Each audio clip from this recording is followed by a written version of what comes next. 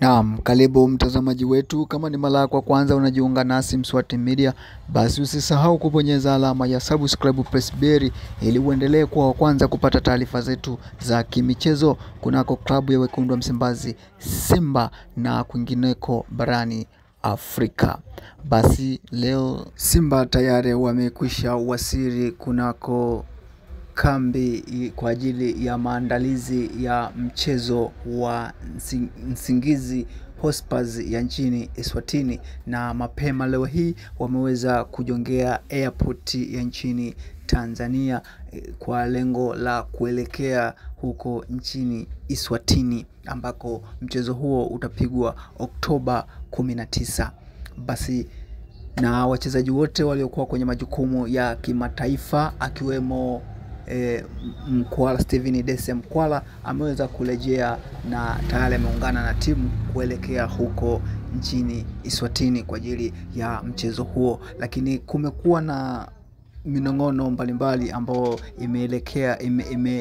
imeendelea kutanda kunako vyombo vya habari vya nchini Eswatini. Hiyo ni mara baada ya kauli ya rais wa klabu hiyo ya Msingizi Hotspurs ambaye amesema kwamba yeye amepanga na amejiandaa na timu yake vizuri kwa ajili ya kushangaza dunia na ulimwengu mara baada ya kuwatoa Simba Sport Club katika hatua hizo za awali. Ikumbuke kuwa Msingizi Hotspurs na Simba Sport Club ni timu mbili ambazo zipo katika madaraja tofauti. Sasa wataalamu wa soka na wachambuzi wa masuala ya kimichezo wamesema kwamba kauli hiyo inawapa ari wachezaji wa Msingizi Hotspurs ya kupambana, lakini pia ikumbukwe kwamba ni kweli itawashangaza watu kama ikitokea Simba Sport Club ametolewa na Msingizi Hotspurs, kwa sababu daraja aliloko Simba ni daraja kubwa sana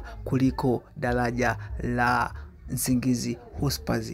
Jamaa ni kama mbingu na ardhi, kwa sababu Simba Sport Club ukimwangalia katika lengi za FIFA ni klabu ambayo iko juu sana ukifananisha na klabu ya Msingizi Hotspurs ambayo kwa namna moja au nyingine ni kama ni klabu ambayo inaanza kujitafuta, ni klabu ambayo inaanza kuja kwa miaka ya hivi karibuni, lakini sioni ushindani ambao unaweza ukatokeza mara baada ya timu hii kukutana. Ila kitu ambacho nataka kusema ni kwamba klabu ya wekundu wa Msimbazi Simba kulingana na kauli hiyo ya rais wa klabu hiyo ya Msingizi Hotspurs, ni muhimu sana mchezo huo kwa kocha Dimitri Pantev kufanya mabadiliko na kuona kwamba wanakwenda kujilinda na hatimaye lakini kupata matokeo kwenye mchezo huo, kwa sababu ukimaliza shughuli ugenini na game inayofuata atacheza nyumbani Dar es Salaam,